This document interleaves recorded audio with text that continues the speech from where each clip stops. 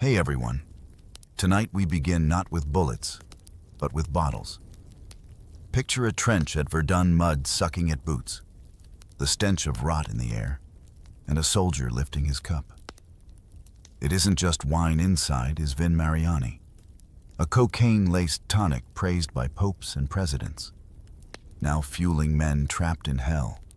One sip dulls hunger, banishes fear, and makes bullets seem slower. Laughter rises in the mud, manic, unstoppable until hearts seize, hands shake, and bodies collapse face first into the very wine that kept them standing. This was France's hidden weapon, not only rifles and bayonets, but barrels of red wine and bottles of white powder. If uncovering history's darkest truths grips your imagination, then like and subscribe. And tell me, what forgotten detail of the First World War do you wish more people knew? Now lean in and drink with me from the glass of history. You are there, in the heart of Verdun, in the year 1916. The mud is not merely dirt. It is a living entity, an oppressive, suffocating force that pulls at your worn boots, seeking to claim you, to merge you with its endless, churning depths. It rises to your knees, a heavy, clinging embrace that never truly lets go. Around you, the landscape is a torn canvas of despair, a testament to the unyielding brutality of war. Twisted metal claws at the sky, skeletal trees reach out like desperate hands, and craters, vast and echoing, dot the horizon, each one a silent scream. And within these craters, sometimes, you see them, the silent, bloated forms, indistinct in the mire, alongside the writhing, insatiable rats that have made this desolate realm their own. The air itself is a heavy shroud, thick with the metallic tang of blood, the acrid bite of cordite, and the cloying sweetness of decay. A scent that clings to your uniform, to your hair, to the very lining of your lungs. It is a world stripped bare of beauty, of comfort, of hope. Yet, amidst this profound desolation, you find a peculiar solace. You watch as a comrade, his face etched with a weariness that goes beyond fatigue, beyond exhaustion, reaches into his pack. His hands, gnarled and scarred, move with a practiced slowness, a deliberate grace that contrasts sharply with the frantic chaos of battle. He retrieves a tin cup, its metal dulled by countless uses, and then, with a reverence typically reserved for sacred rituals, he unlatches a small, wooden canteen. A gurgle, a gentle slosh, and a stream of deep crimson liquid pours into the cup. It is wine, the lifeblood of France, and in this moment, it is more precious than gold, more vital than water itself. You feel the collective sigh that ripples through your small group. A quiet, unspoken understanding passes between you all. You remember the official ration, a number that seems impossibly generous in this environment, 3/4 of a liter of wine for each man, every single day. More wine, you realize, than clean water. It is not merely a drink. It is a ritual, a sacrament in a world devoid of faith. You lift your own cup, the cool metal a momentary comfort against your trembling fingers. The scent of the wine rises, a sweet, earthy perfume that momentarily cuts through the stench of death. You take a slow sip, letting the liquid coat your tongue, a fleeting warmth spreading through your chest. It is a brief escape from the gnawing cold, the constant fear, the pervasive despair. You recall the words scrawled in a letter, read aloud by another soldier just days ago. a message from the front to a wife back home. Without wine, no courage. Without courage, no France. You understand the sentiment with a chilling clarity. It is not just courage the wine provides, it is a shield, a thin, fragile barrier against the encroaching madness. It is a moment of shared humanity, a communal defiance against the inhumanity of your surroundings. There are jokes, of course, a dark humor that blossoms in the bleakest of soils. A sardonic grin stretches across a grimy face beside you. Better drunk in mud, he rasps, his voice hoarse, then sober in hell. You nod, a ghost of a smile touching your own lips. It is a truth born of desperation, a grim acceptance of your fate. The wine helps you forget, if only for a few precious minutes. The screams, the explosions, the faces of those who will not see another dawn. It makes the world a little softer, a little less sharp, a little more bearable. You take another sip, letting the sensation wash over you, a fleeting peace in the eye of the storm. But even as this momentary calm settles, a whisper of a thought drifts through your mind, a premonition of something more potent, more dangerous. You sense, deep down, that this simple wine, potent as it is not the most powerful elixir being passed around these muddy, blood-soaked trenches. There is something else, something darker, waiting in the shadows. Imagine, if you will, the bustling streets of Paris in 1863, a stark contrast to the mud and despair you just witnessed. The city hums with the vibrancy of innovation and elegance.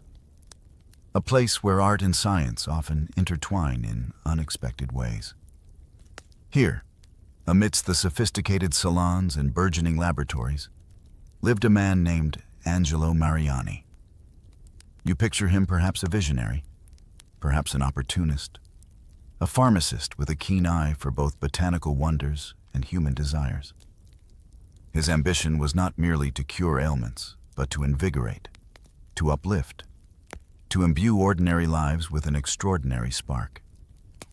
And so, he embarked on a journey of invention, seeking an elixir that could truly live up to this grand vision. His gaze fell upon the fabled coca leaves of Peru, ancient and revered, whispered to possess almost mythical properties. You can almost feel the dry, brittle texture of those leaves as they were transported across vast oceans, carrying with them the concentrated essence of a distant land. Mariani, with his meticulous scientific mind, understood the potential locked within these botanical treasures. He devised a method, a careful process of infusion, to blend the raw power of the coca plant with the familiar comfort of Bordeaux wine. The result was not merely a new drink, but a revelation Vin Mariani. You can almost taste the subtle bitterness of the coca mingling with the sweet, robust notes of the wine, a complex flavor profile that hints at its hidden potency. Each glass, you later learn, contained several milligrams of pure cocaine alkaloid, a potent dose that promised an immediate, exhilarating lift. This wasn't just a gentle pick-me-up. It was a jolt to the senses, a faster, more profound kick than even the strongest espresso could ever hope to deliver. The early advertisements for Vin Mariani were nothing short of brilliant, a masterful blend of artistry and persuasion. You envision the elegant posters, the ornate bottles, each one promising vitality, strength, and intellectual vigor. But the true genius of Mariani's marketing lay in its endorsements. Imagine the sheer audacity, the powerful symbolism of Pope Leo XIII himself, a figure of immense spiritual authority, holding a bottle of coca wine in his hands, his venerable countenance radiating approval. You can almost hear the hushed whispers of awe and wonder as this image circulated throughout Europe and beyond. To solidify this divine seal of approval, the Pope famously declared, with a solemnity that belied the potent contents of the bottle, "It gives me strength for my sermons." You ponder the subtle irony, the delicate balance between piety and pharmaceutical enhancement.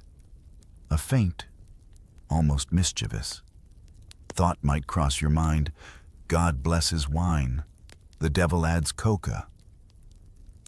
It was a concoction that walked a fine line, cloaked in respectability, yet harboring a potent, transformative secret.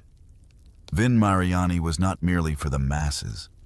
It was a drink for the elite, a mark of sophistication and modern enlightenment. You picture it gracing the tables of power, a coveted gift presented to leaders like Napoleon III, its reputation growing with each influential endorsement. Imagine the sparkling crystal glasses, the hushed conversations, the subtle buzz of energy that permeated these exclusive gatherings. It was believed to sharpen the mind, to restore flagging spirits, to provide an edge in a competitive world. The promise of enhanced performance, of sustained energy, resonated deeply with the demands of the era. Little did anyone truly grasp the full implications of this seemingly miraculous tonic. You sense a quiet unease, a burgeoning awareness that this celebrated elixir, while offering temporary power, carried with it an unforeseen cost. A shadow stretching from the gilded halls of Paris towards the muddy fields of a war yet to come. The stage was set for this innocent-looking bottle to descend from the drawing rooms of the privileged into the heart of unimaginable hell. You feel a chill as the narrative shifts. A stark transition from the glittering salons of Paris to the visceral horror of the trenches. By 1915, the elegant, highly advertised Vin Mariani, once the toast of aristocracy, had found its way into the most unholy of places. No longer a luxury, it was becoming a necessity, a desperate crutch for men pushed beyond the limits of human endurance. Imagine the journey of these bottles, perhaps smuggled, perhaps officially sanctioned in limited quantities, making their way through miles of treacherous supply lines, finally arriving in the mud-caked, blood-soaked hands of weary soldiers. You see the curious glances, the initial skepticism, followed by a desperate willingness to try anything that promised even a moment's respite from the relentless terror. You hear the words of a soldier, scrawled in a diary by the flickering light of a candle, words that echo through time. One sip, and I felt bullets were slower. You try to imagine that sensation, that profound shift in perception.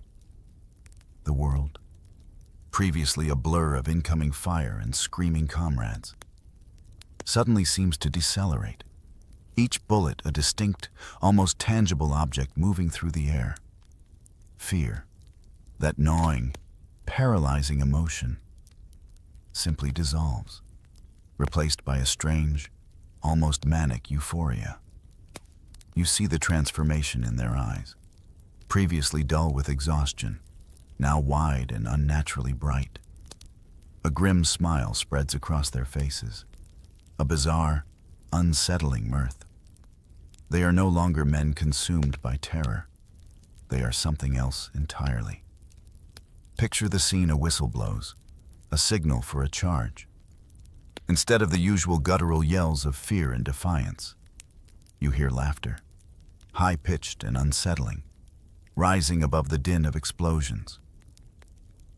These men, fueled by the devil's bottle, surge forward, not with grim determination, but with a horrifying, almost gleeful abandon.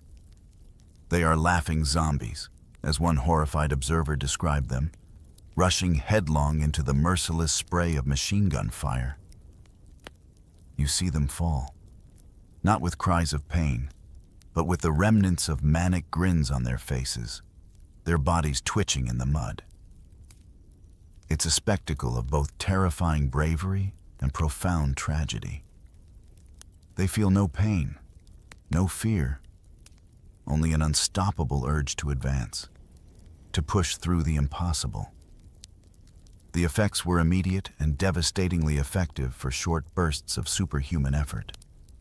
Some of these men fought for 72 agonizing hours without sleep, their bodies fueled by the insidious power of the coca. You visualize the endless cycle of fighting, digging, moving, all without the restorative balm of rest. Their minds were alight, their senses hyper-alert, but their bodies were slowly, irrevocably breaking down. Then, when the artificial energy finally gave way, when the drug's cruel grip loosened, the collapse was total, often fatal. You picture a soldier, still upright moments before, suddenly slumping to the ground, his heart finally giving out, his body a stiff, lifeless weight in the cold mud.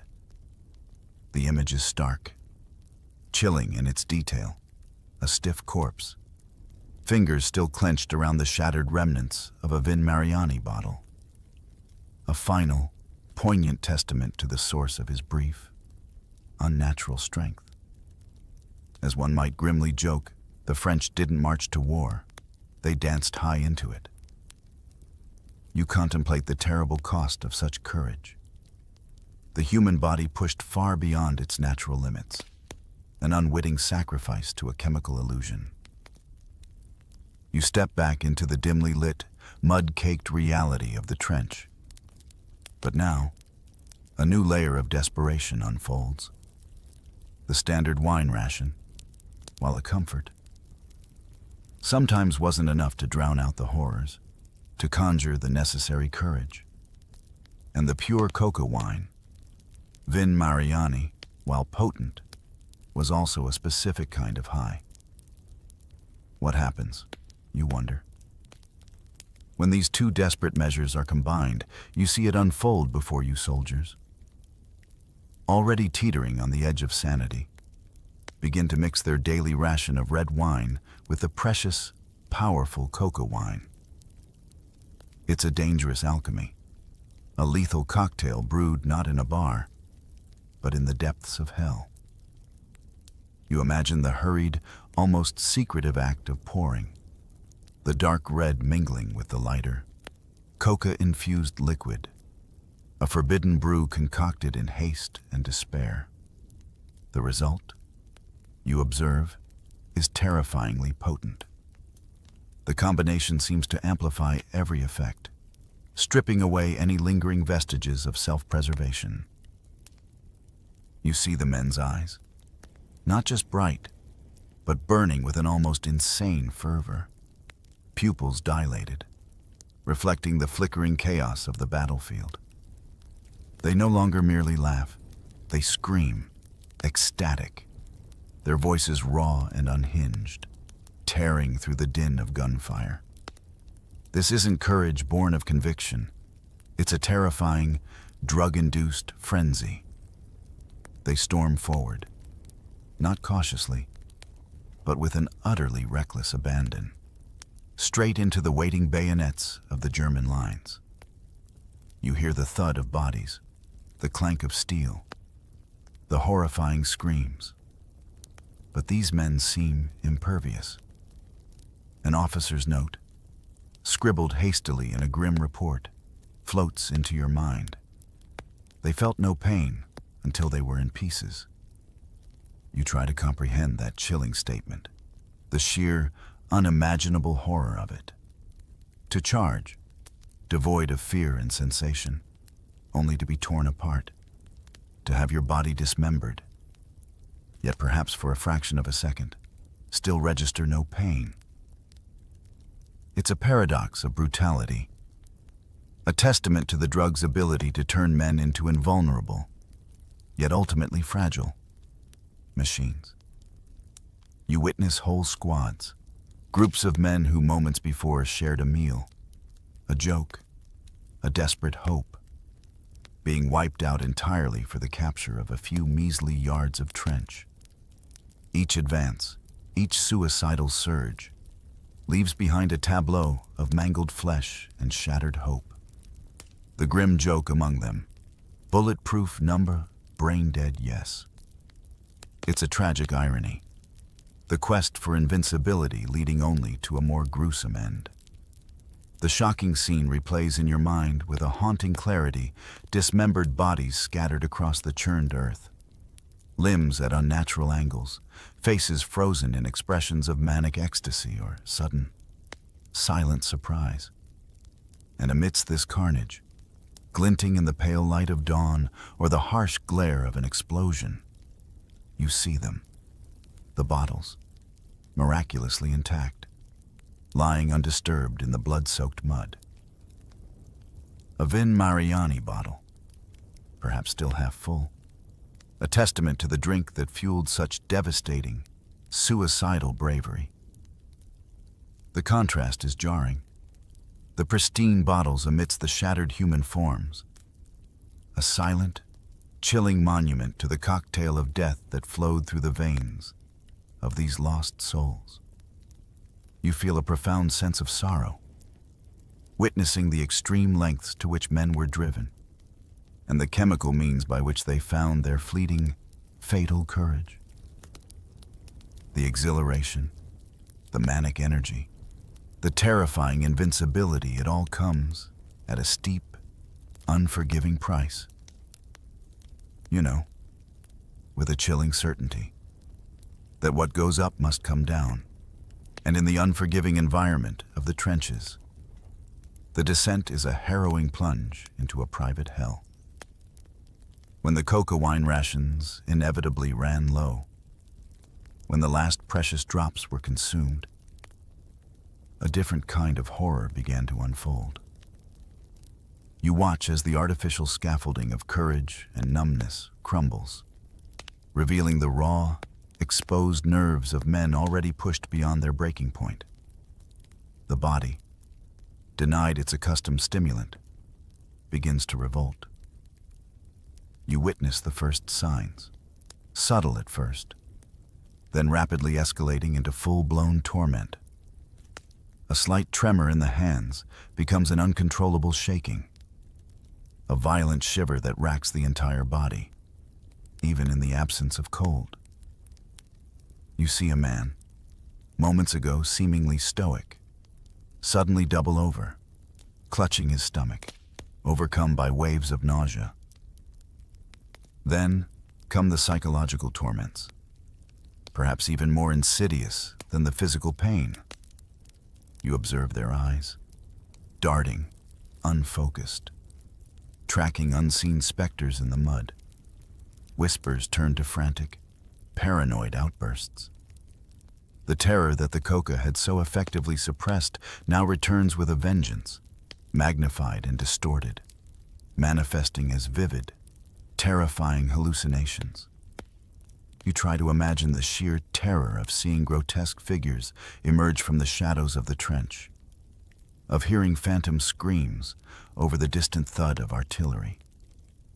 A diary entry, hauntingly personal, speaks volumes of this suffering. I shook like a leaf, sobbed like a child. You visualize the utter vulnerability, the complete loss of composure in men who were expected to be unbreakable.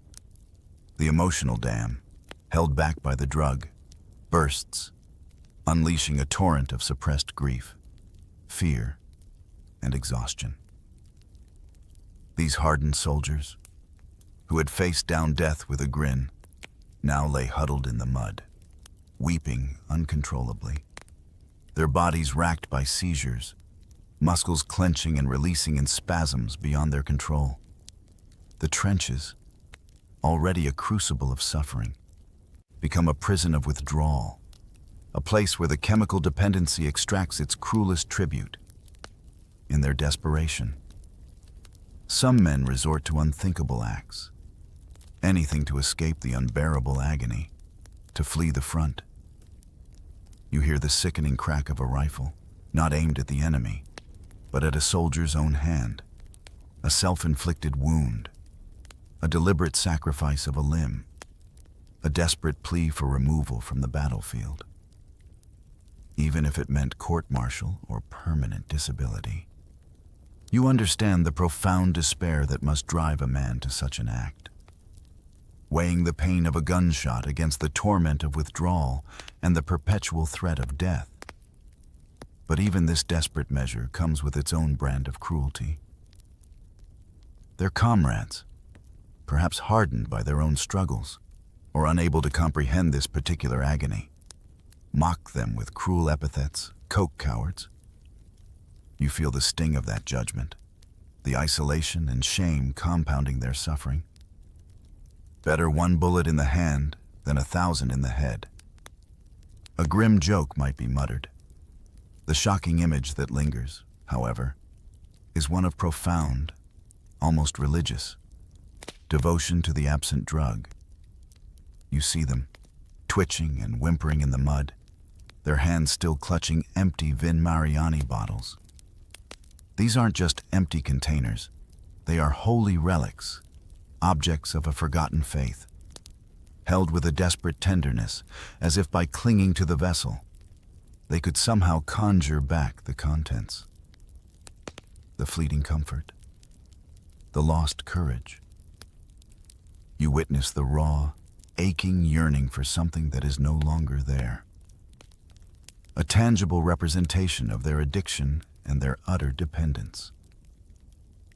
The silence that follows is heavy, laden with the weight of unacknowledged suffering and the insidious cost of temporary bravery. As the horrors of the trenches fade momentarily from your mind, you are transported, almost jarringly, to the glittering heart of France Paris. But this isn't the Paris of heroic tales or romantic escapades. This is Paris, the capital of coca wine, a city seemingly detached from the mud and blood of Verdun, yet inextricably linked by the very elixir that fueled both.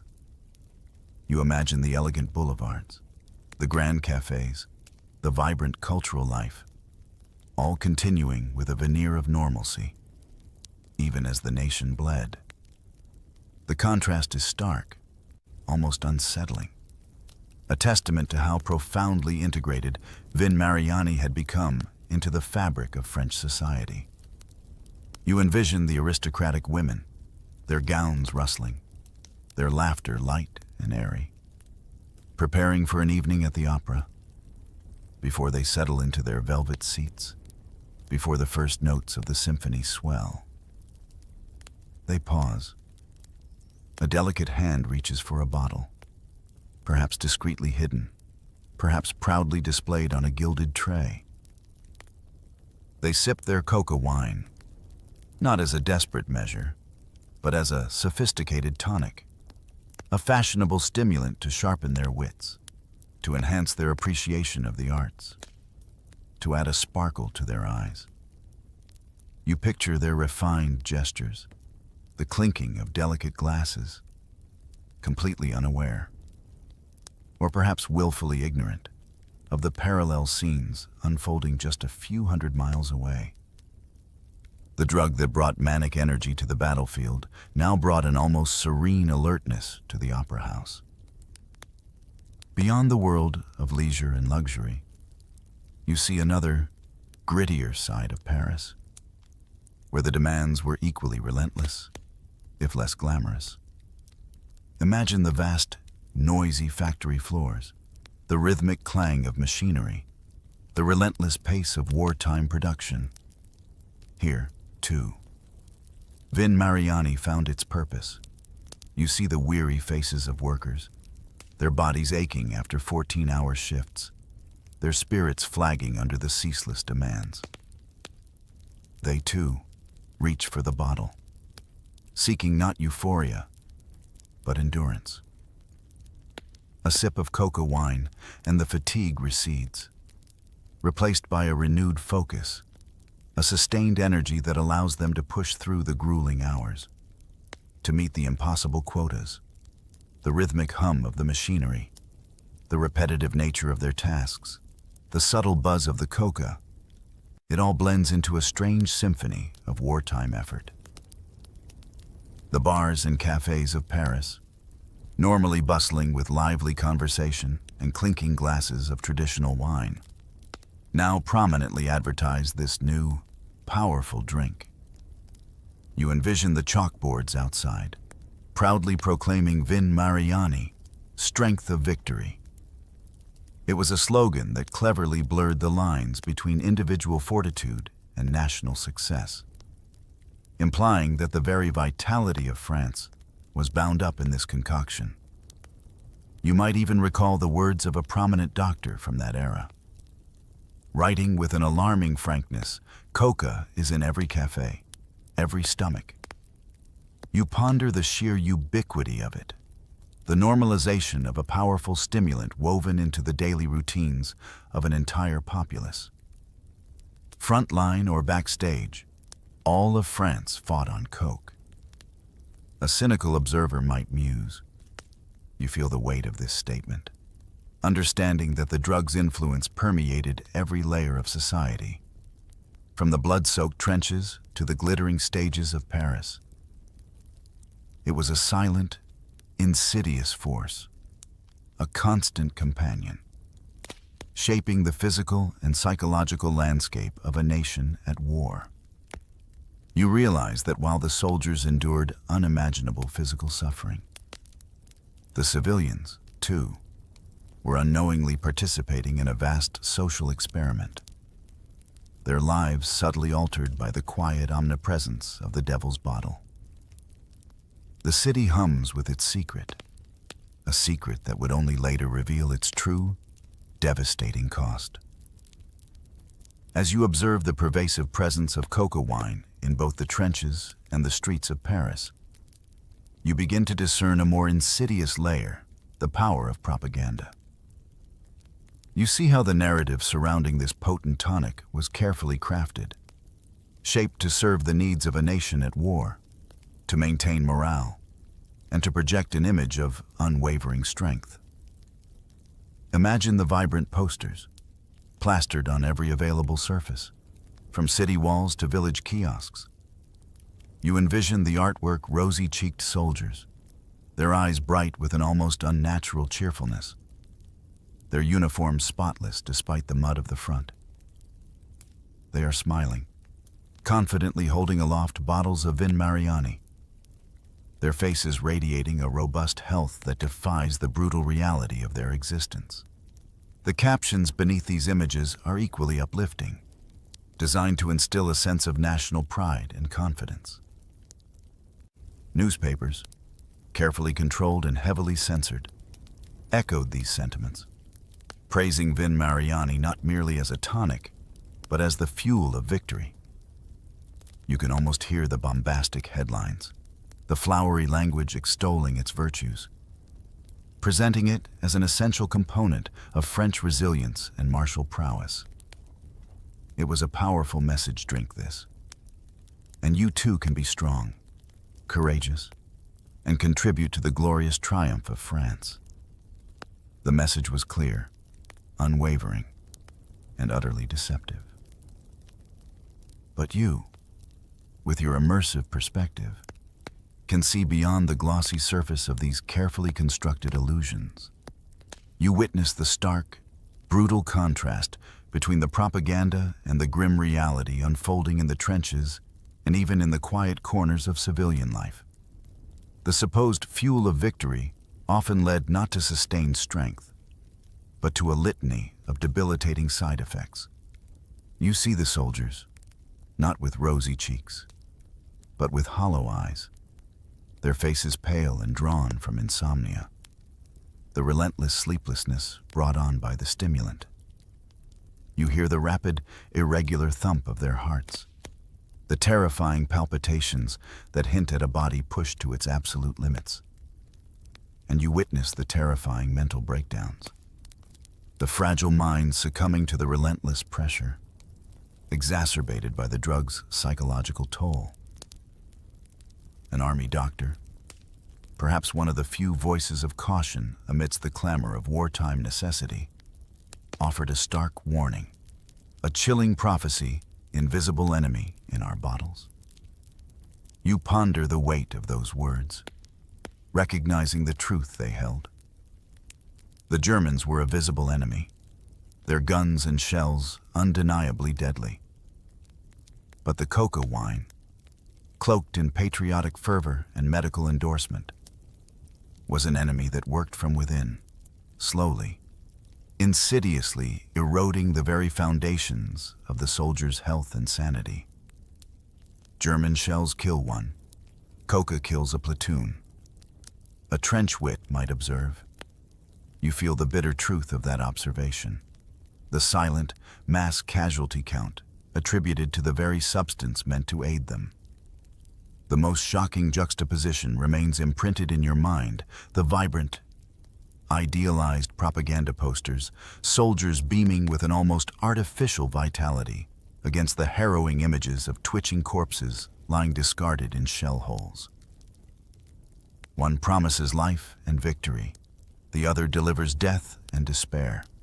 You realize that this was not merely a battle fought with bullets and bayonets, but a battle for the minds and bodies of men, waged with the subtle, insidious power of illusion. The gentle flow of the narrative emphasizes the tragedy of this deception, the quiet sorrow of lives sacrificed not just to enemy fire, but to the very substances meant to sustain them. The veil of propaganda, you understand, was thick and comforting, but beneath it lay a truth as bitter as the taste of defeat. You return, with a heavy heart, to the heart of the maelstrom Verdun. This battle, you recall, was not a swift, decisive clash, but a grinding, protracted agony, a hellish 9-month siege that consumed men and material with terrifying efficiency. You try to grasp the scale of the carnage: 300,000 dead, a number almost incomprehensible in its devastation, and another 750,000 wounded, many irrevocably scarred, both physically and psychologically. The very earth of Verdun seems to weep, soaked in an unimaginable quantity of human suffering. It is a place where the landscape itself became a testament to enduring horror. As you gaze upon this shattered land, you see a chilling tableau: barrels of wine, once brimming with life-giving liquid, now broken and overturned, their contents spilling freely into the vast, waterlogged craters. The deep red of the wine swirls and mingles with another, darker crimson, the blood of countless men. It is a grotesque tapestry, a sanguine symphony played out on the stage of destruction. You feel a profound sense of irony, of the sacred and the profane colliding in this desolate expanse. The lifeblood of France, intended to bring joy and sustenance, now mixes irrevocably with the lifeblood of its fallen sons. You hear the echoed words of a French officer, his voice hoarse with exhaustion and grim determination. Without wine, Verdun falls in a week. You understand the depth of that statement. It wasn't just a morale booster, it was seen as a strategic imperative. The wine, and the coca wine woven into its consumption, became an integral part of the war machine. It provided a temporary escape, a moment of courage, a flicker of humanity in an inhuman landscape. It kept spirits from completely breaking, allowed men to face another dawn, another barrage, another charge. Without it, the relentless psychological pressure, coupled with physical exhaustion, would have crumbled their resolve far sooner. And the coca wine, the devil's bottle, played its unique and terrifying role. It became the fuel for the impossible, the stimulant that defied human limits. You picture the soldiers, their eyes burning with artificial energy, their bodies twitching with an unnatural alertness. They were kept awake, hyper-aware, capable of functioning for 48-hour battles, enduring shifts in the trenches that would normally render a man catatonic with fatigue.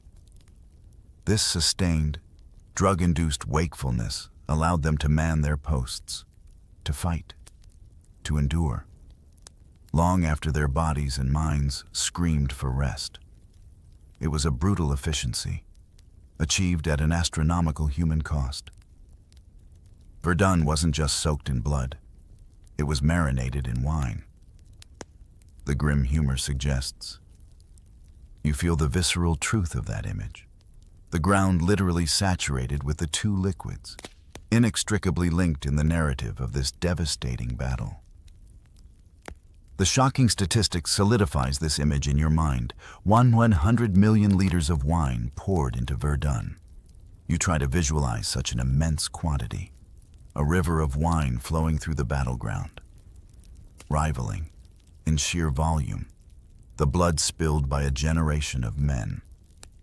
It is a sobering thought, a testament to the extent of reliance on these substances. You recognize that Verdun was not just a battle of steel and strategy. It was a battle fueled by the bottle, a testament to humanity's desperate search for courage in the face of absolute despair, and the terrible consequences of finding it in a glass. As you reflect on the French reliance on wine and coca wine, you find yourself turning your gaze across the shattered no man's land, imagining the perspective of the German adversary. From their trenches, the French were a puzzling, often maddening, spectacle. You visualize the German press, eager to find any perceived weakness in their enemy, seizing upon the rumors and observations filtering back from the front. Cartoons, drawn with a satirical, mocking hand, depicted Frenchmen comically shooting rifles that were clearly shaped like oversized bottles, their faces flushed, their movements exaggerated. The message was clear: the French were a nation of drunkards, fighting a war in a perpetual stupor. You hear the sneering words attributed to the German press: they fight drunk, they die happy. It was a derogatory assessment, intended to diminish the enemy, to strip them of their dignity and their strategic prowess. You can almost feel the scorn in their voices, the dismissive wave of a hand at this drunk army. Yet, even amidst this mockery, a profound, undeniable truth began to emerge, a truth forged in the crucible of Verdun.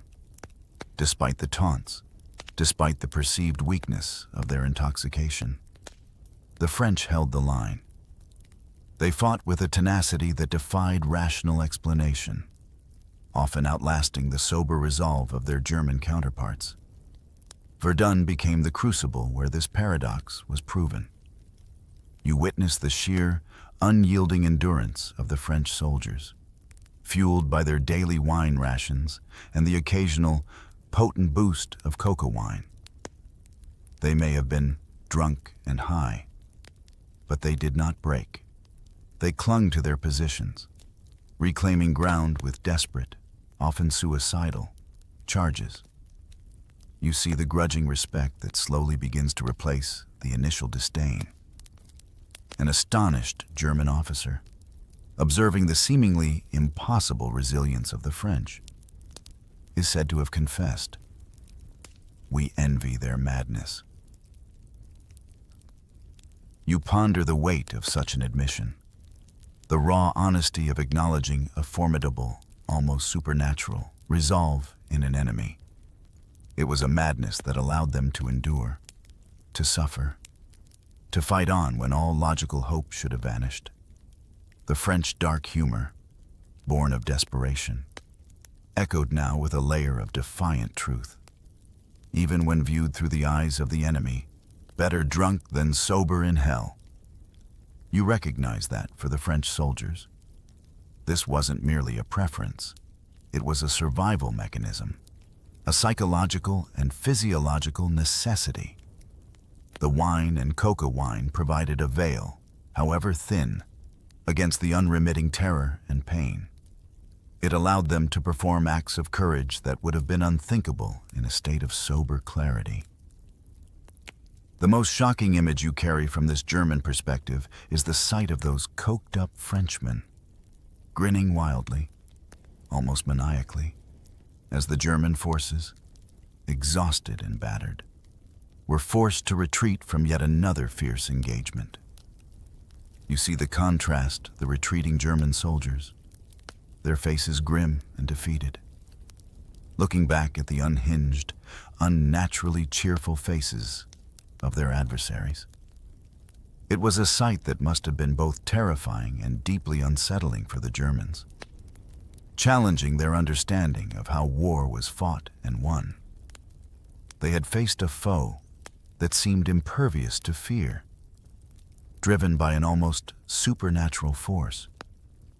You realize that while the Germans mocked, they also secretly, perhaps begrudgingly, acknowledged the strange, chemical-fueled power of France's high army. You shift your focus now to a chapter often overlooked, a quieter, yet no less tragic, dimension of this pharmaceutical war. Beyond the familiar faces of Frenchmen in the trenches, you see the varied hues of the vast colonial empire soldiers from North Africa, from West Africa, brought from distant lands to fight in a war that was not their own. On a continent far from home, these men, too, were drawn into the desperate dance of survival, their resilience tested in ways they could never have imagined. And like their French comrades, they were offered the same potent elixir coca wine. You imagine the initial encounters, perhaps a blend of curiosity and suspicion, as these unfamiliar bottles were introduced into their rations.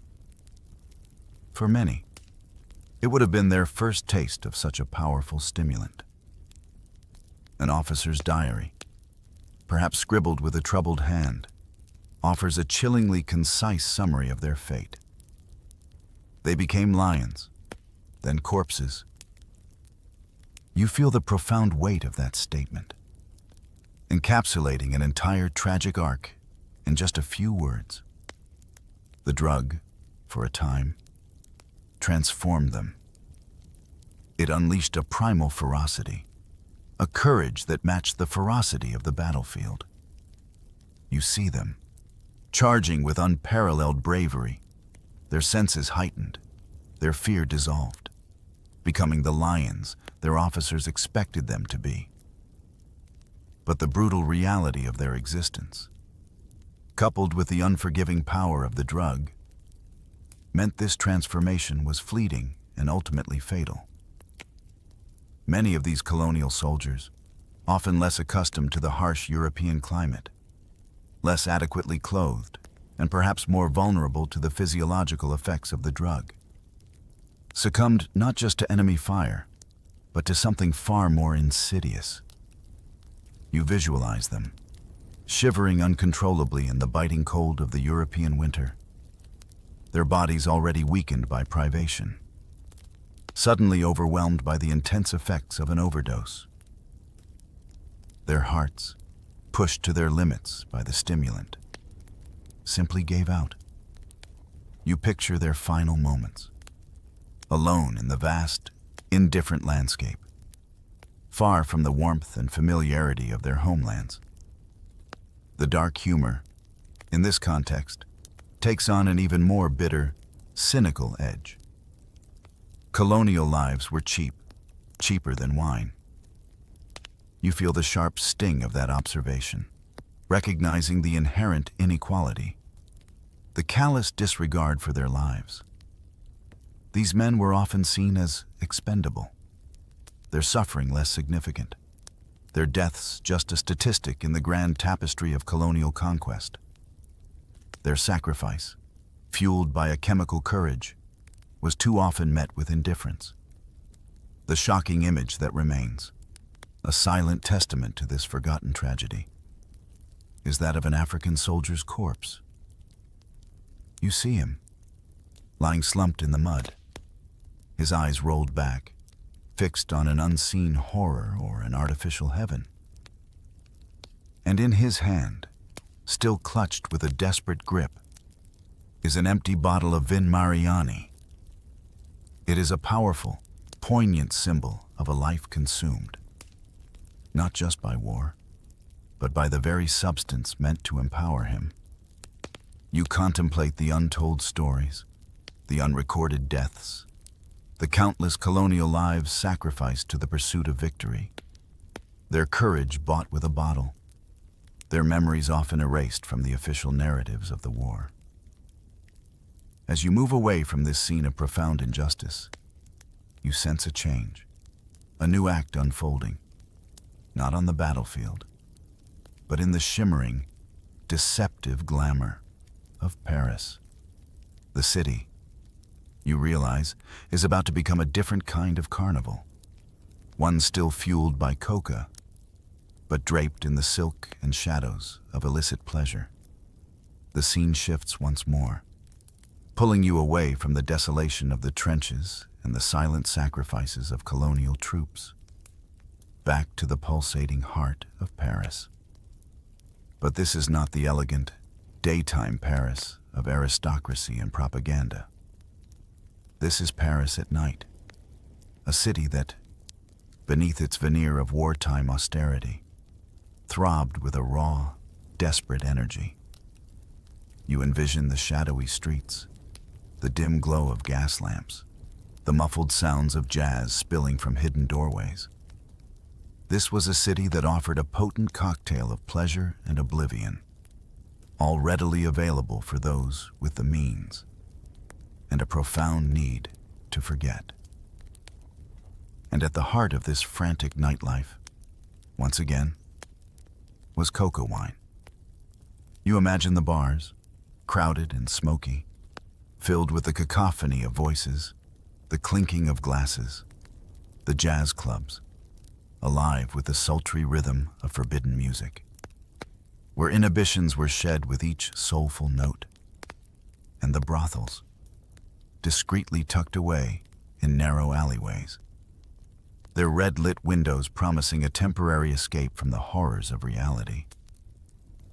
All these establishments, you realize, were inextricably linked by the ubiquitous presence of coca wine.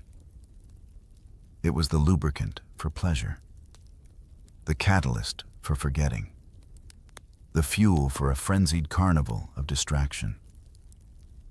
You picture the clandestine transactions, the hushed requests for Vin Mariani. Its presence now an open secret, a symbol of both revelry and desperation. Soldiers, granted precious leave from the front, would descend upon this Paris nightlife like famished ghosts, their eyes still carrying the distant echoes of battle. You see them, gaunt and weary, their uniforms still smelling faintly of mud and smoke, spending entire salaries, perhaps months of meager pay, on this fleeting reprieve. Coca wine flowed freely, bought not just for its stimulating effects, but for the profound amnesia it offered. You imagine them laughing too loud, dancing too wildly, seeking solace in the arms of prostitutes. Each encounter a desperate attempt to reclaim a semblance of normalcy, of humanity, before being plunged back into the abyss. Newspapers, ever eager to frame the narrative, called these frantic escapades "rest for heroes," a sanitizing phrase that barely masked the underlying desperation, the dark humor of the time, infused with a cynical resignation. Whispers, "Better to die in bed with a bottle than in mud with a bayonet." You feel the weight of that sentiment, the profound weariness that would lead a man to prefer a chemically induced oblivion in the arms of a stranger to the certain brutality of the battlefield. It was a choice born of despair, a temporary delusion of peace before the inevitable return to hell. The most shocking images are those that capture this agonizing duality. You envision the red-eyed soldiers, their faces flushed with artificial cheer, stumbling out of brothels in the pale light of dawn.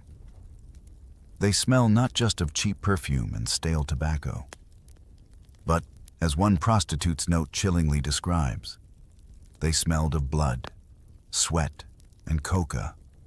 You see them, still buzzing from the night's indulgences, being loaded onto trains, their temporary freedom over, their bodies and minds still reeling from the drugs and the fleeting pleasures. They are shipped back to Verdun, back to the mud and the bullets, carrying with them not renewed spirits, but a deeper exhaustion, a more profound emptiness. The scent of coca, you realize, becomes a haunting fragrance, a lingering reminder of the fragile line between life and death, pleasure and pain, sanity and despair. You feel the profound sadness of this fleeting carnival, a desperate attempt to outrun the shadows, only to find them waiting patiently at the end of the line. The party, you realize, could not last forever. Even as coca wine flowed through the veins of France, a growing awareness, a creeping unease, began to permeate the medical community and, eventually, the corridors of power.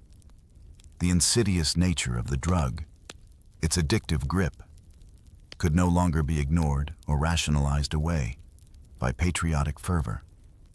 In 1916, a pivotal year in the war, a line was finally drawn.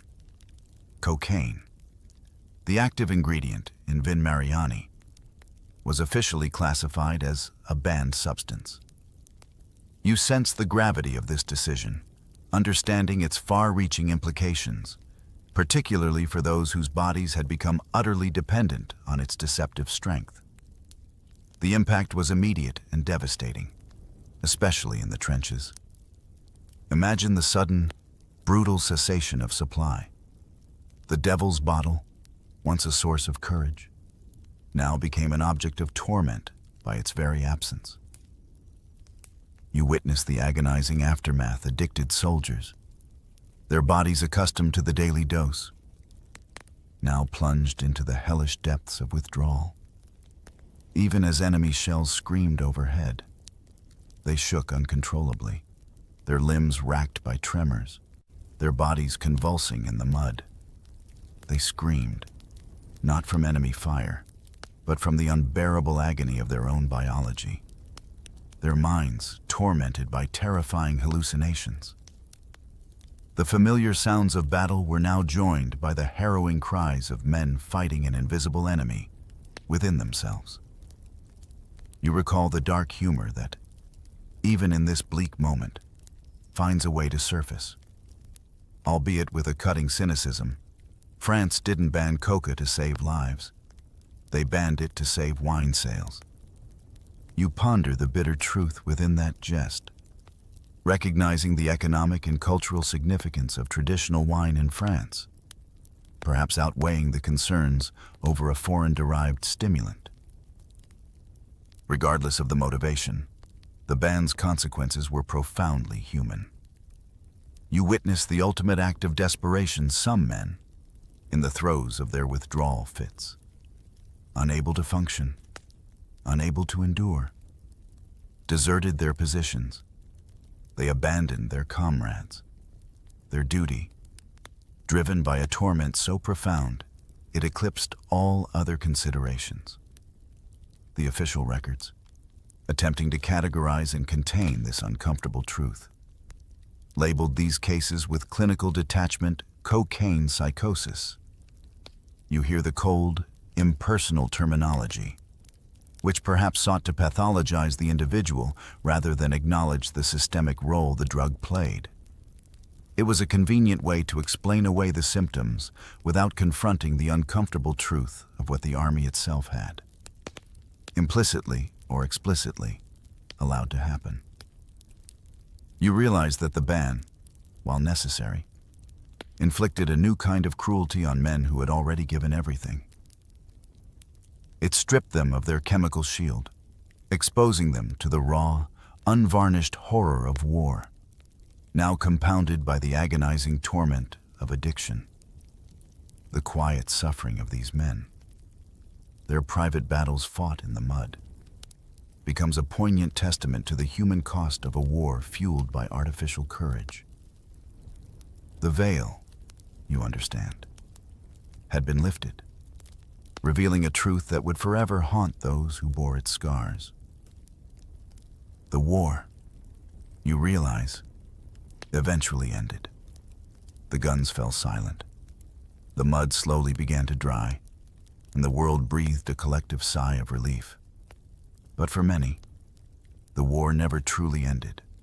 It simply transformed, taking on a new, insidious form in the lives of those who had fought, especially for the veterans who had relied on coca wine. The cessation of hostilities brought not peace, but a different kind of battle, one fought in the shadows of society's indifference. You witnessed their tragic fate, a profound betrayal of their sacrifice. These men, who had faced down death, who had charged like laughing zombies into machine gun fire, were not hailed as heroes. Instead, they were dismissed, labeled with a derogatory simplicity, junkies. You hear the echoes of their unspoken suffering, captured in a solitary diary entry, a mournful whisper from the past. We fought high, we died forgotten. You understand the depth of that despair, the feeling of invisibility that plagued them. Their unique, chemically fueled courage was not glorified. It was conveniently erased from the narrative of triumph. Society, eager to embrace a cleaner, more heroic version of its wartime past, had no place for the twitching, addicted soldier. You see them, struggling in the aftermath, their bodies craving the substance they were once given, their minds haunted by the twin ghosts of war and withdrawal. Many of these forgotten men succumbed to their addictions, dying young, poor, and utterly ignored. You visualize their silent descent into destitution, their lives unraveling, their pleas for help often falling on deaf ears. They were not given pensions for their cocaine psychosis, nor were there monuments erected to their drug-fueled bravery. France built monuments to generals, not to junkies. A harsh truth might be spoken. You feel the sharp edge of that truth, the selective memory of history, glorifying the powerful while discarding the inconvenient.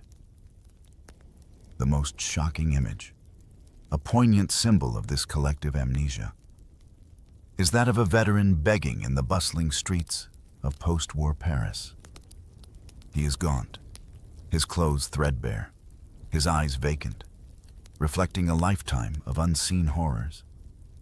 And in his trembling hand, clutched with a desperate, almost pathetic tenderness, is an empty Vin Mariani bottle. It is not a call for money, but a silent scream for recognition, a tangible link to a past that society desperately wanted to forget.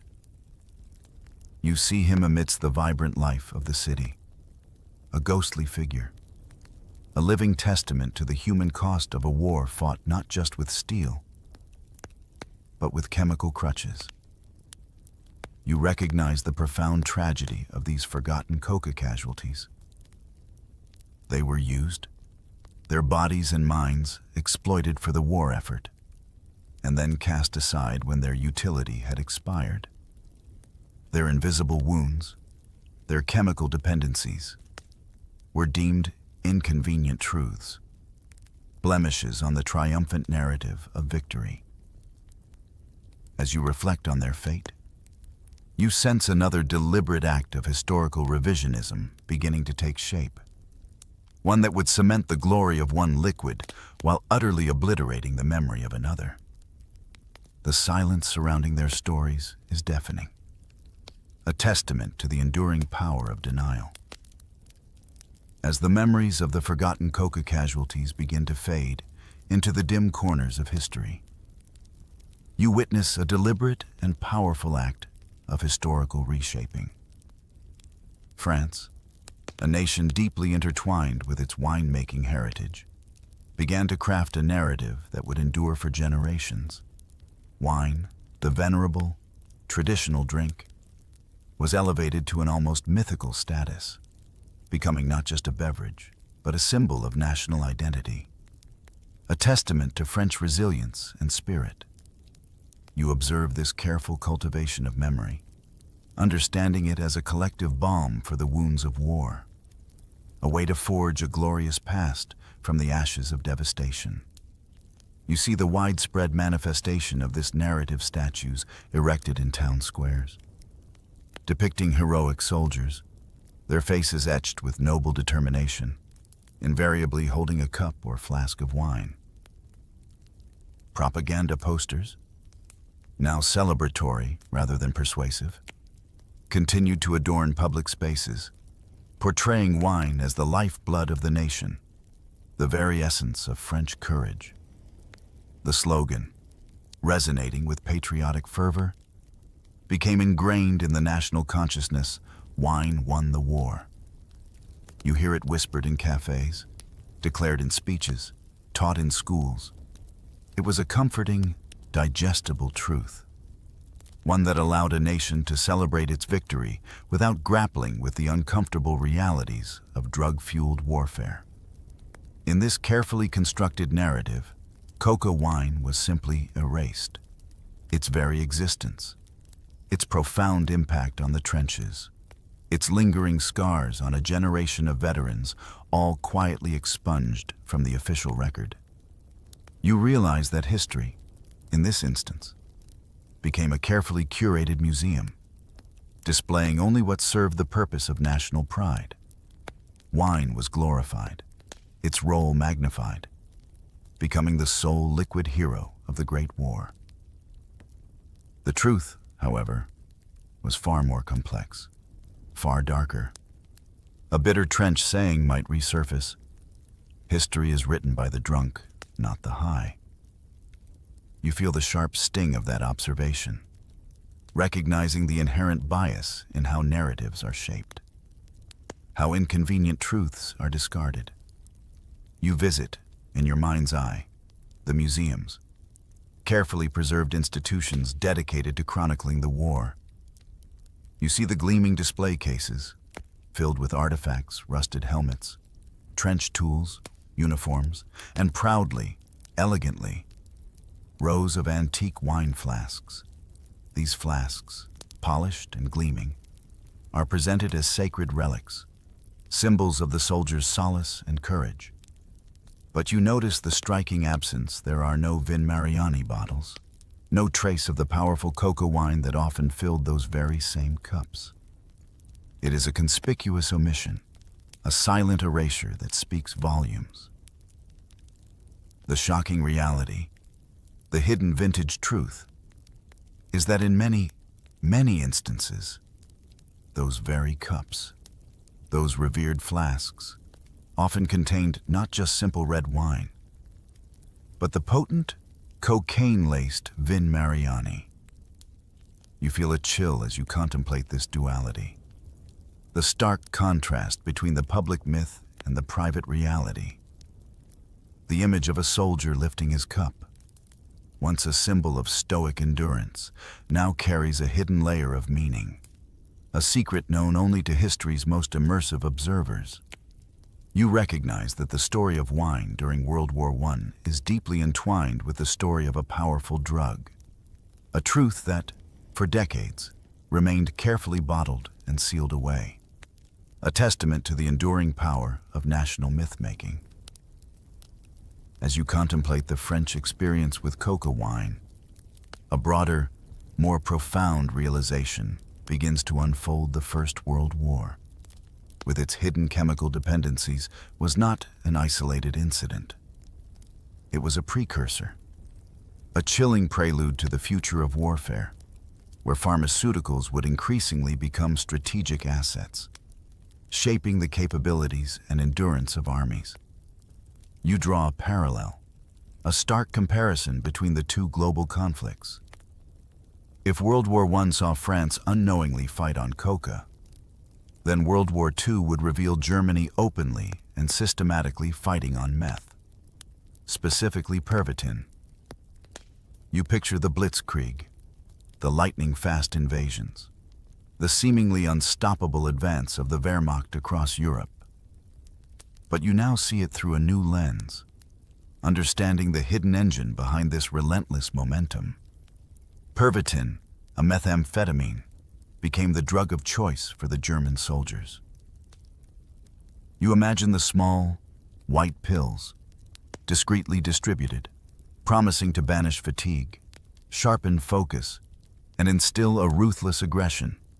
It kept the Wehrmacht awake and alert, capable of enduring grueling 3-day marches without sleep, pushing deep into enemy territory, overwhelming defenses that expected a slower, more human pace. You hear the rhythmic cadence of marching boots, the relentless drive of tanks, understanding that much of this sustained effort was chemically enhanced. A grim observation, from vineyards to laboratories, the evolution of war. You reflect on this progression, from the organic, natural stimulant of coca leaves infused in wine, to the synthetic, powerful compounds churned out by pharmaceutical factories. It marks a significant shift, a move towards industrializing human endurance and aggression. This wasn't merely about personal solace. It was about optimizing military performance on a grand, national scale. The shocking scale of this pharmaceutical warfare in World War II solidifies the alarming trend. You learn that the Nazis produced an astounding 200 million meth pills, a testament to the central role the drug played in their military strategy. You try to visualize such an immense quantity, a mountain of pills fueling an entire war machine. It was a deliberate, calculated use of pharmacology to gain a tactical advantage, pushing soldiers beyond what was naturally possible. This was no longer a hidden secret. It was an acknowledged, albeit covert, part of their operational doctrine. The lesson, you realize, is profound and unsettling modern war, particularly in its most technologically advanced forms, has become, in essence, a pharmacist's battlefield. You see the soldier not just as a combatant with a rifle, but as a biological entity whose performance can be enhanced, sustained, or manipulated by carefully administered chemicals. The drugs provide the necessary adrenaline, the relentless focus, the suppression of fear and fatigue, allowing men to commit acts of endurance and aggression that would otherwise be impossible. You contemplate the ethical complexities, the human cost, and the chilling efficiency of this new form of warfare. The quiet hum of laboratories, you understand, can be as deadly as the roar of artillery, forever changing the face of conflict. Even as the focus shifts to other wars and other drugs, the unseen wounds of the First World War continue to fester. You return to the individual soldier, to the men who survived the physical horrors of the trenches, only to find themselves haunted by the psychological ones. Shell shock, as it was then inadequately called, became a pervasive, insidious ghost that clung to French veterans for the remainder of their lives. You see them, decades after the last shot was fired, their bodies outwardly healed, but their minds still trapped in a perpetual loop of terror and trauma. You ponder the role of coca wine in this enduring suffering. While it had so effectively masked fear during the brutal reality of combat, its effects were not a true cure, but a temporary suppression.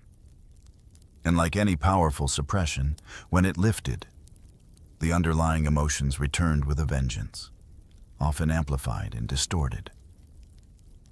You visualize the dreams of these veterans, not vague anxieties, but vivid, almost hyper-real nightmares.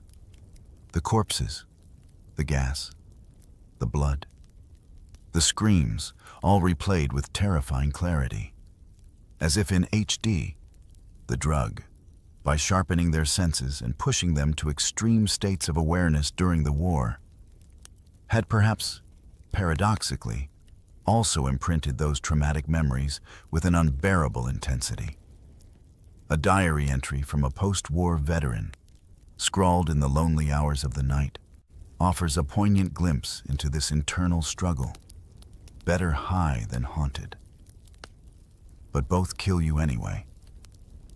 You feel the profound weariness in those words, the agonizing choice between a temporary, drug-induced oblivion and the relentless torment of memory. The coca wine had provided a fleeting escape, a moment of chemical courage, but it had ultimately left them more vulnerable, more deeply scarred by the horrors they had endured. Their minds became battlefields of their own, replaying the war with an almost cinematic precision, over and over, night after agonizing night. You observe the subtle, involuntary twitching of their bodies, even in sleep. A hand might suddenly clench, a leg might jerk, as if still responding to an unheard command or an unseen explosion.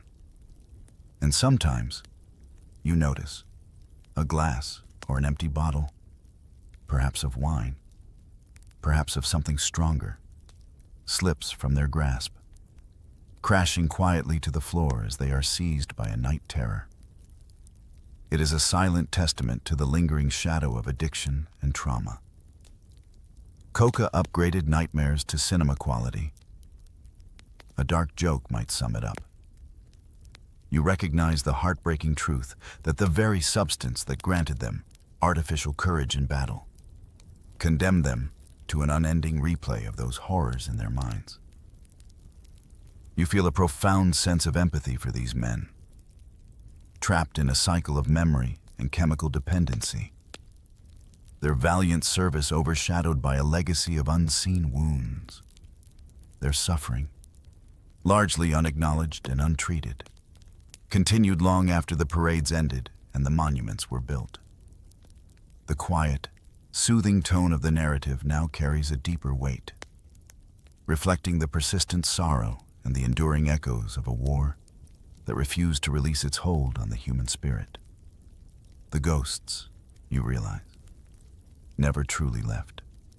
They merely moved from the battlefield to the private chambers of the mind, whispering their endless tales of horror. You turn your gaze once more across the former battlefields, back to the German perspective, but this time with a deeper understanding forged by the full narrative of coca wine. The initial mockery of the drunk army now seems less a simple dismissal and more a complex tapestry of disdain, fear, and grudging admiration. You remember the German press, delighting in their caricatures of Frenchmen firing rifles shaped like bottles, depicting them as fighting in a haze of alcohol, sleeping soundly in craters filled with wine. It was easy, comforting even, to believe their enemy was simply incompetent, dulled by drink. Yet, as the grinding reality of Verdun wore on, a different truth began to emerge. The French, intoxicated or not, held their ground with a terrifying tenacity. You recall the German officers telling admission, "We envy their madness." It was a madness born of desperation, fueled by wine and coca, that allowed them to endure suffering and maintain a relentless offensive. You see how this drug-fueled courage, while perhaps unpalatable to the stoic German military ethos, proved to be an unexpected and formidable weapon. Verdun, that vast, bloody crucible, demonstrated unequivocally that a fighting force, even if drunk and high, could outlast conventional military might, outlast steel, outlast sober resolve.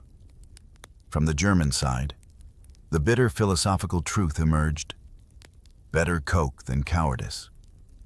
You ponder this statement, realizing that for the German command, the effectiveness of the French madness was undeniable, forcing them to question their own assumptions about courage and endurance.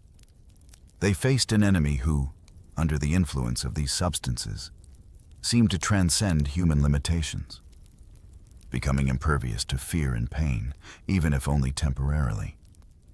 The most shocking moment, the final chilling confirmation of this grudging respect, arrives not during the Great War, but 2 decades later. You fast forward to 1940 as German troops, under the influence of their own speed-fueled Pervitin, swept into Paris. The city, once a symbol of resistance, now lay at their feet. And what was one of their objectives? You learn that the invading Germans, keenly aware of the legends and rumors from the previous conflict, actually hunted for leftover cocoa wine. You visualize German soldiers, perhaps high on meth themselves, scouring Parisian pharmacies and cellars, searching for caches of Vin Mariani, the very substance that had fueled their enemies' madness in the last war. It is an act of supreme historical irony, a testament to the enduring, albeit uncomfortable, power of these chemical catalysts in shaping the course of human conflict. They envied it then, and now they sought to claim its power for themselves. This quest, you realize, underscores the profound and unsettling lesson that pharmacological advantage, however morally dubious, can become a coveted weapon in the ceaseless, evolving theater of war.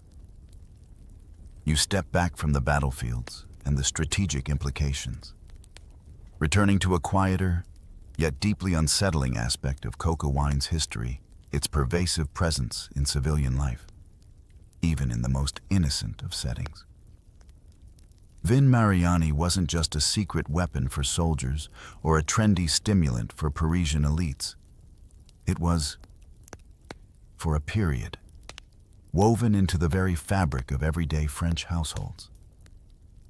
You envision it sitting proudly on kitchen shelves, alongside other tonics and remedies, a seemingly innocuous part of domestic life.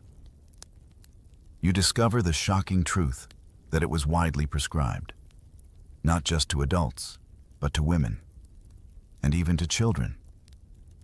You see the elegant, yet chilling, posters from the era, Vin Mariani for the little ones.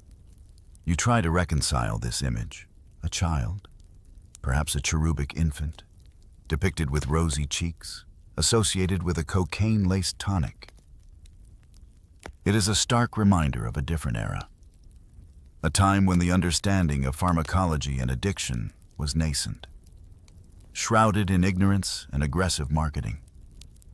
You can almost hear the advice from well-meaning parents, convinced they were providing their children with a beneficial stimulant. A prominent Paris doctor, reflecting the prevailing medical wisdom of the time, confidently asserted, "We give them strength, not sickness." You feel the tragic irony in that statement, the profound misunderstanding of the true nature of the substance. What was intended as a restorative, a boost for vitality, was in fact an insidious introduction to addiction, laying the groundwork for a generation unwittingly reliant on a powerful drug. You contemplate the long-term, invisible toll this must have taken, the subtle shifts in behavior, the underlying dependencies that would have permeated countless lives. Generation Coke, raised on sugar, wine, and cocaine. A cynical observation might suggest, you envision an entire generation growing up with this potent elixir as a common household item, a familiar taste, a trusted remedy. It paints a picture of societal drug use on a scale that is almost unfathomable today, yet was normalized and even celebrated at the time. The most shocking realization is the sheer youth of some of these unwitting addicts. You imagine children as young as 12 already habituated to the effects of coca wine. Before they had even smoked their first cigarette or tasted their first traditional glass of alcohol. Their bodies and minds, still developing, were exposed to a substance with profound and lasting effects. You see them, unknowingly building a dependency. Their innocent childhoods subtly shaped by the presence of this tonic. You feel a deep sense of unease, reflecting on how easily societies can be swayed, how readily powerful substances can be integrated into daily life under the guise of health and vitality. The quiet tragedy of a generation unknowingly raised on cocaine, you realize, is one of history's most poignant and least told stories.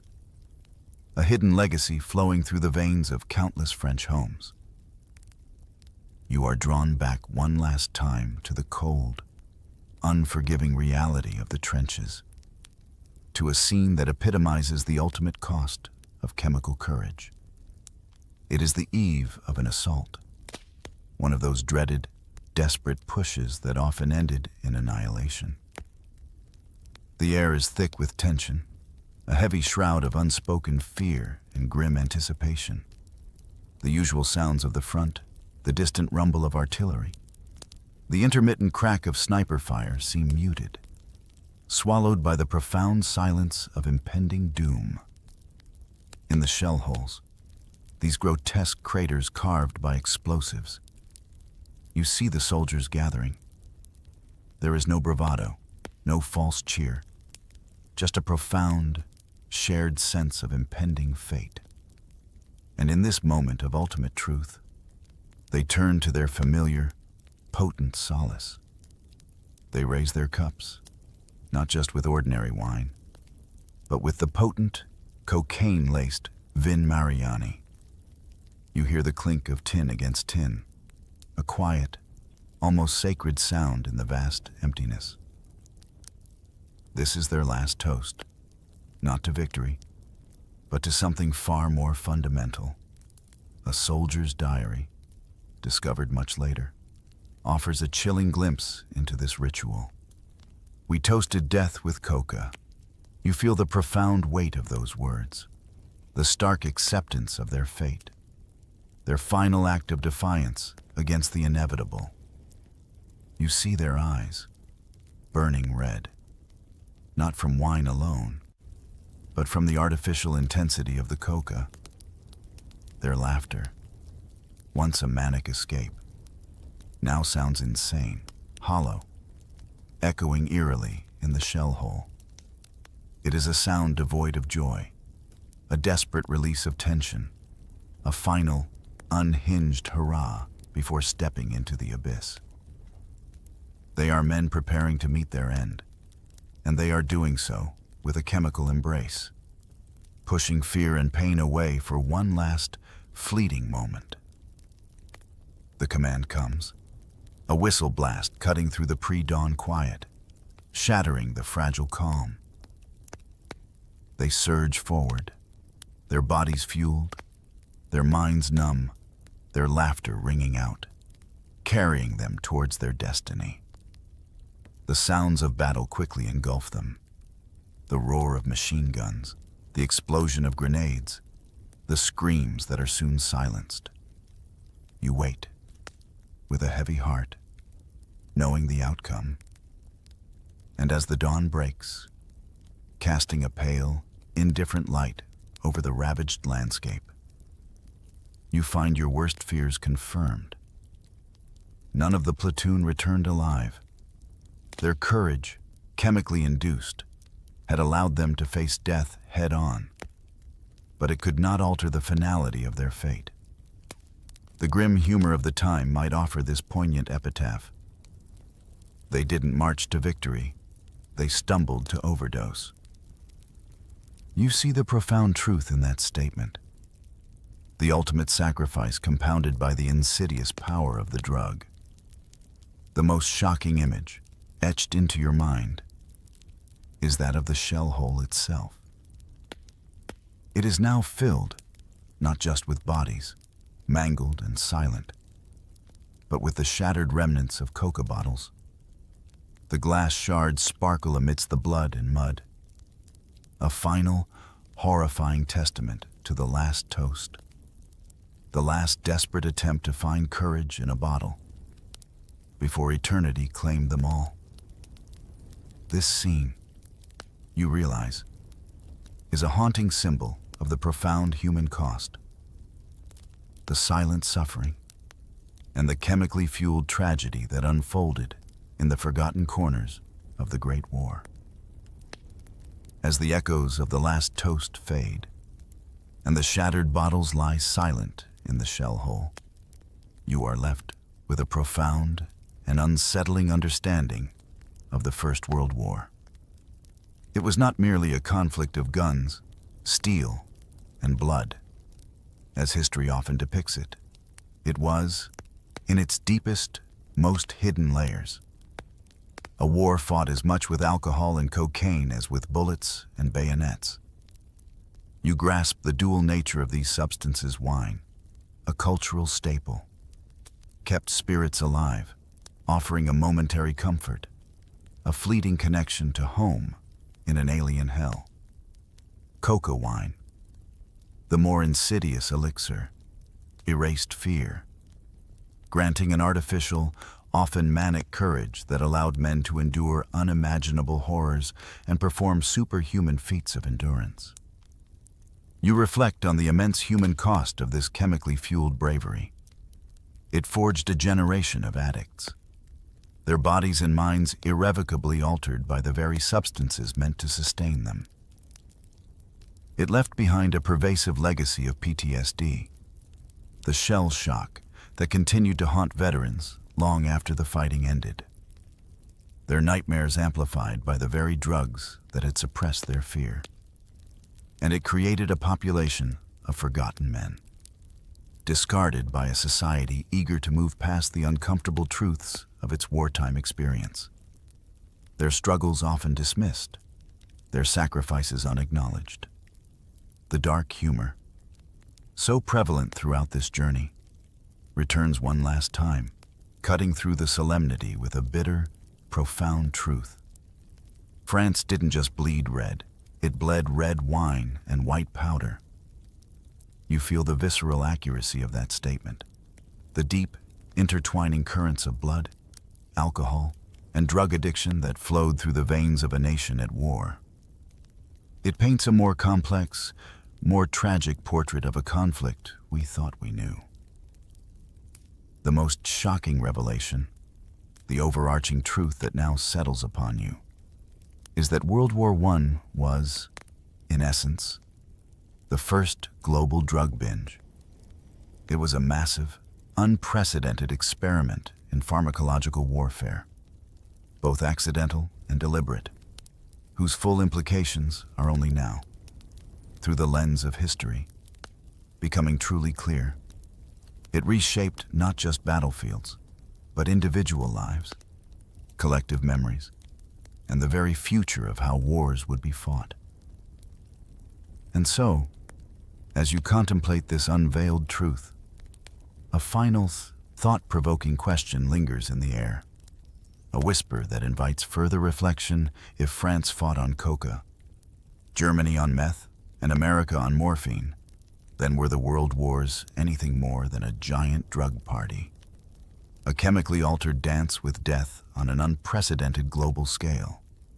The silence that follows is pregnant with possibility, inviting you to ponder the deeper, hidden histories that continue to shape our understanding of the world.